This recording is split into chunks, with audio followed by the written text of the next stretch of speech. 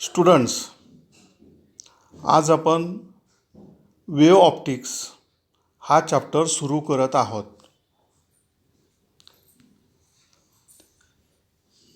आपण अभ्यास करत असताना, विशेषतः CETची तयारी करत असताना प्रत्येक सब पॉईंट याचं थोडक्यात चर्चा करणार, डिस्कशन करणार आणि त्याच्यावरचे जास्तीत जास्त MCQ कसे सोडवता येईल ते आपण पाहणार आहोत. वेव्ह ऑप्टिक्सची सुरुवात नेचर ऑफ लाईटने आहे. पहिलं आर्टिकल आहे न्यूटन्स कॉर्पस्क्युलर नेचर और Newton's corpuscular theory of light. In 1675, Newton assumed that light is a stream of invisible particles called corpuscles of negligible masses.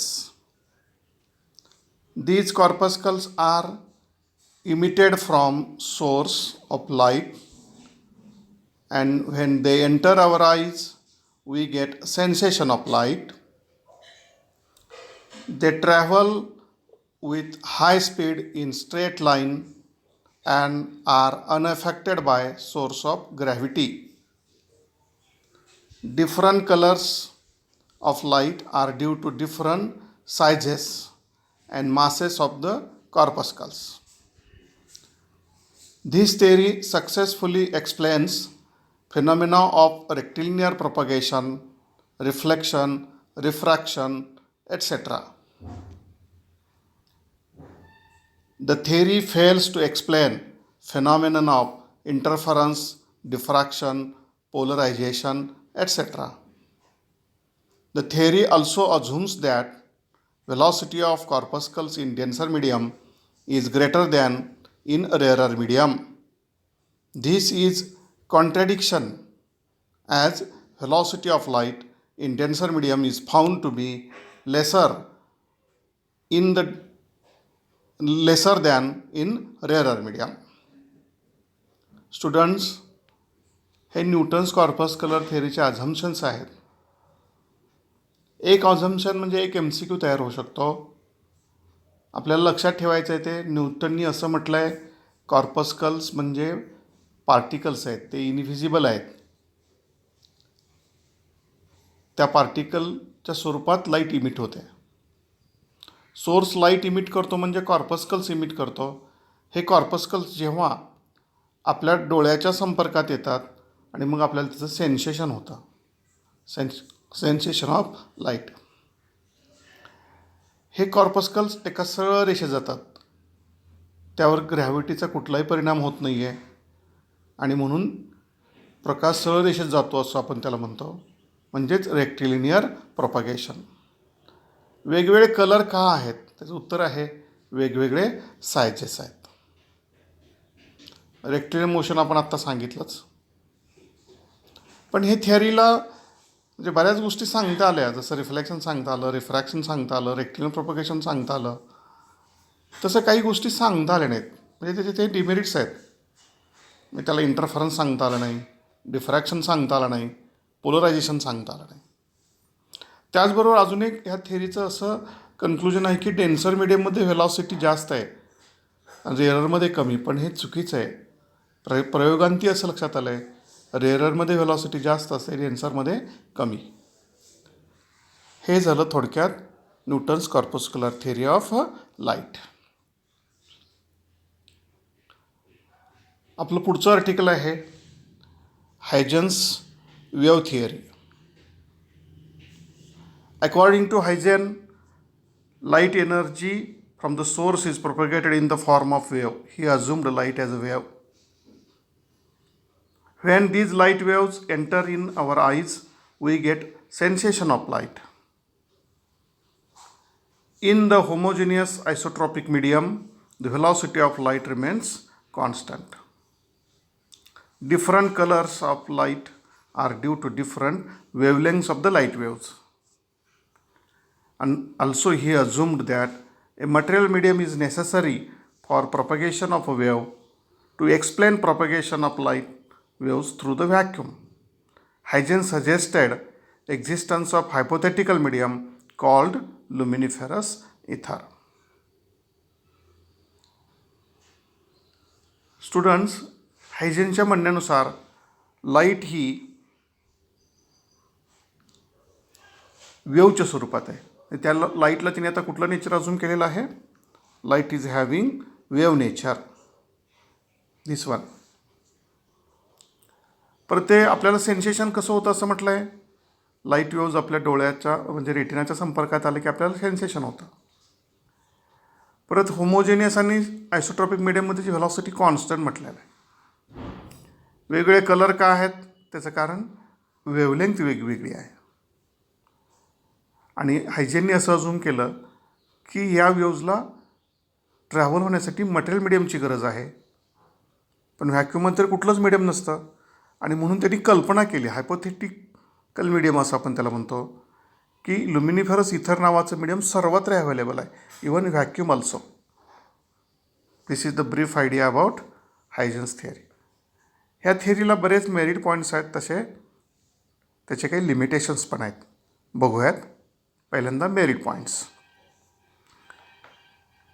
It confirms that velocity of light in a rarer medium is greater than the velocity of light in denser medium. It explains the phenomena like reflection, refraction, interference and diffraction of light. It explains double refraction and total internal reflection also.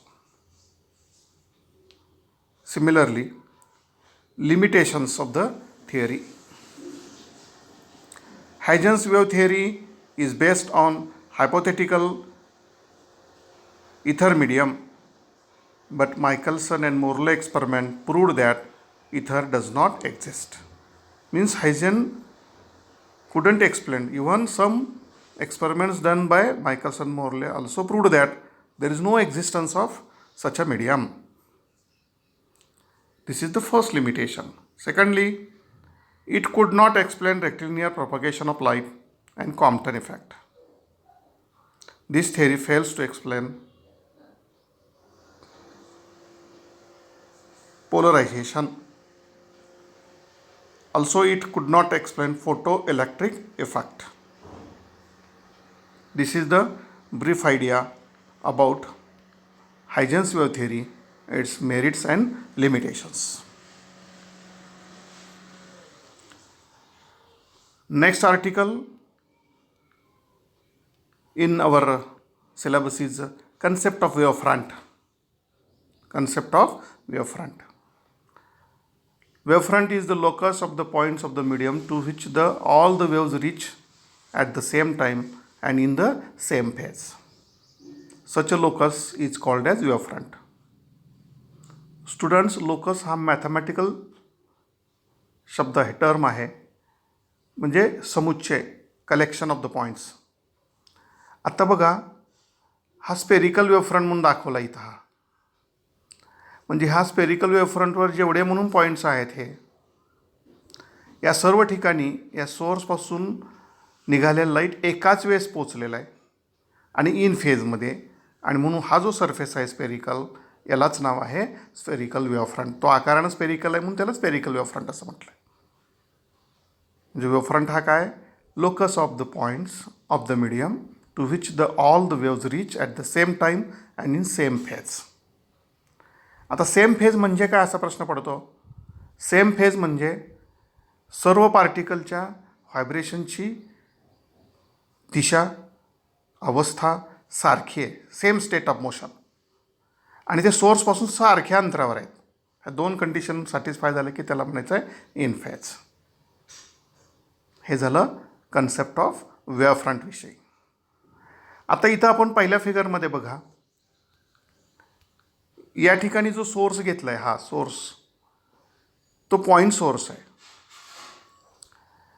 काही वेळानं ह्या waves कुठं पोहोचले असतील ते पहिला वर्तुळ दाखवले पाहिजे. या ठिकाणी पोहोचलेले आहेत, त्याला स्पेरिकल वेवफ्रंट म्हटलं आहे. आणखी काही वेळानं त्या वेव्ज इथं पोहोचलेल्या आहेत, आणखी ते वर्तुळ हळूहळू मोठं होत आहे. ॲक्च्युली जे आपण दाखवताना वर्तुळ दाखवतो आहे, पण हा आपण गृहीत धरला तो स्पियर आहे. म्हणजे बांगडी आणि चेंडू ह्यातला फरक. चेंडू म्हणजे स्फिअर, बांगडी म्हणजे वर्तुळ, रिंग. इथं आपण काढताना जरी वर्तुळ काढलं तर त्याला मात्र आपण स्फिअर अजूम करतो, हे लक्षात असू द्या. म्हणजे स्पेरिकल वेव्हफ्रंट कधी मिळेल? सोर्स हा पॉईंट सोर्स असला पाहिजे आणि काही वेळानं, म्हणजे टाईम हा फायनाईट. दोन गोष्टी लक्षात ठेवायच्या. स्पेरिकल वेव्हफ्रंट मिळवण्यासाठीची गरज काय आहे? नंबर 1, सोर्स हा पॉईंट सोर्स असला पाहिजे आणि नंबर 2, टाईम हा फायनाईट असला पाहिजे. त्यानंतर डायरेक्ट आपण येऊयात प्लेन वेव्हफ्रंटकडे. फिगर पहा. प्लेन वेव्हफ्रंटमध्ये हे खरं तर स्पेरिकल वेव्हफ्रंटची स्पेशल केस आहे. ज्यावेळेस स्पेरिकल वेव्हफ्रंटचा टाईम वाढत जाईल तसा हा स्पिअर वाढत जाईल. काही वेळानं हा, म्हणजे जास्त वेळानं, काही वेळा म्हणण्यापेक्षा जास्त वेळानं, लार्जर टाईम, त्या वेळानंतर हा स्पिअर खूप मोठा असणार आहे आणि त्याचा छोटासा भाग आपण घेणार आहोत, स्मॉल पार्ट. आणि तो स्मॉल पार्ट म्हणजे एक प्लेन सरफेस असेल, त्याला म्हटलेलं आहे प्लेन वेव्हफ्रंट. पण प्लेन वेव्हफ्रंटमध्ये आणि स्पेरिकल वेव्हफ्रंटमध्ये फरक बघा.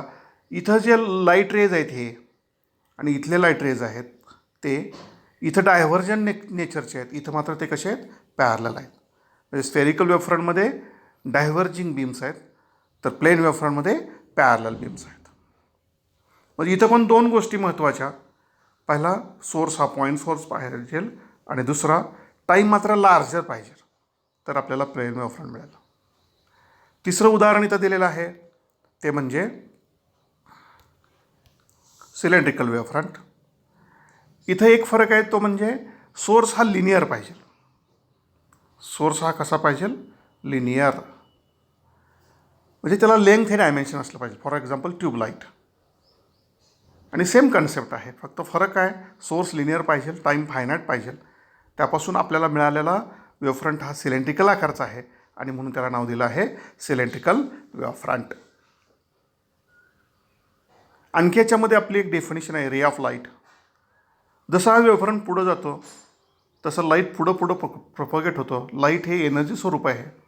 म्हणजे ज्या दिशेनं energy, of course light energy propagate होते, त्यालाच रे ऑफ लाईट म्हटलं आहे. Direction along which light energy is propagated is called as ray of light. Student, आत्ताच्या तासाला आपण 3 मुद्दे कव्हर केले. Newton's corpuscular theory, Huygens' wave theory, concept of wavefront and its types. Thanks.